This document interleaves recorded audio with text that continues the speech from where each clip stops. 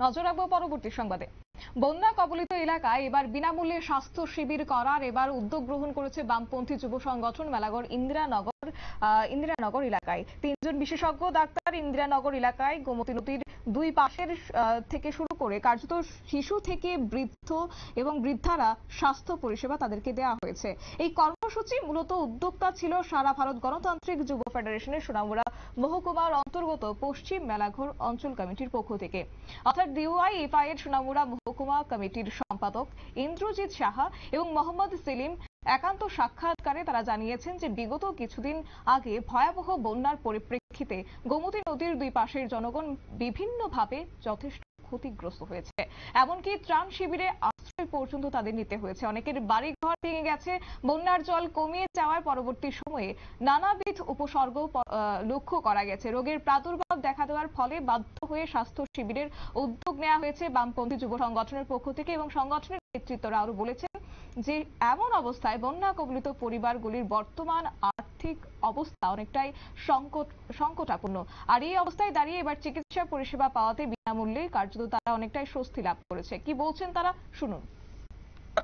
আজ আমরা student health হোমের সাহায্যে ভারতের গণতান্ত্রিক যুব ফেডারেশন এই মেলাঘর পশ্চিম অঞ্চল কমিটির উদ্যোগে আমরা আমাদের এই ইন্দিরানগর মেলাঘর এলাকায় বন্যা কবলিত এলাকায় এই দীর্ঘ সময় আমরা বামপন্থীরা ইন্দিরানগর এলাকায় সহ গোটা রাজ্যের বিভিন্ন জায়গায় মানুষের পাশে বামপন্থীরা ছিল এবং এই বন্যা শেষে এই এলাকাগুলিতে যাতে যে সুস্বাস্থ্যের কথা চিন্তা করে আমরা মানুষের সেই যে দুরারোগ্য ব্যাধি সেখানে আক্রান্ত হচ্ছে বন্যায়, তার থেকে মুক্তি পাওয়ার জন্য আমরা আমাদের সংগঠন ডিওএফ এর উদ্যোগে সেখানে আমরা স্বাস্থ্য শিবির আমরা 3টি জায়গায় আজকে মেলাঘরের ইন্দিরানগরের 3টি জায়গায় আমরা এই স্বাস্থ্য শিবির সংগঠিত করেছি। আমরা মনে করি এই স্বাস্থ্য শিবিরের মধ্য দিয়ে আমরা গোটা রাজ্যের যে আপামর যে দুর্গত মানুষ, এই দুর্গত মানুষের পাশে সামান্য সাহায্য আমাদের এই আজকের এই কর্মসূচি। এই কর্মসূচিতে ব্যাপক অংশের মানুষ সেখানে সামিল হচ্ছে। মানুষ আমাদেরকে অভিনন্দিত করছে যে সরকার সেখানে সরকারের থেকেও সেখানে কোনো ধরনের ভূমিকা পালন করছে না। সেই জায়গায় দাঁড়িয়ে সেখানে বামপন্থী যুব সংগঠন সেখানে মানুষের পাশে দাঁড়িয়েছে। তারই এই মানুষ সেখানে কথাগুলি বলার চেষ্টা করছেন এবং মানুষ এই স্বাস্থ্য শিবিরে অসংখ্য খুশি এবং আমাদেরকে সেখানে তারা আমাদের সংগঠনকে ধন্যবাদ জানিয়েছে।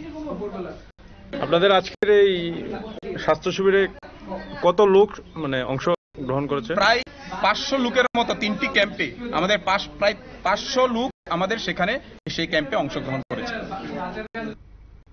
আপনারা শুনলেন সংগঠনের সদস্যদের বক্তব্য। তবে যখন বন্যা কবলিত হয়ে মানুষ আর্থিকভাবে ভেঙে পড়েছে সেই জায়গায় দাঁড়িয়ে এই অবস্থাতে বিনামূল্যে চিকিৎসা পরিষেবা নেওয়ার মতো তাদের সুযোগ ছিল না এবং না খাওয়া একেবারেই নেই ব্যবস্থাপনা। তাই সংগঠন ভেবেছে যে তাতে করে মানসিকভাবে ভাবনা চিন্তা করে তারা দেখেছেন যে মানুষের জন্য, তাই সংগঠনের কর্মীরা ঐক্যবদ্ধ হয়ে এই সিদ্ধান্ত বাস্তবায়ন করেছে। তবে সবটাই এখানেই শেষ নয়, স্বাস্থ্য শিবির আরো একাধিক স্থানে করা প্রয়োজন রয়েছে এবং সংগঠনগতভাবে উদ্যোগ গ্রহণ করবে, এমনটাই ইচ্ছা প্রকাশ করলেন আজ যুব সংগঠনের উভয় নেতা। নিয়ে নিচ্ছি ছোট্ট একটি বিজ্ঞাপন বিরতি, সঙ্গে থাকুন।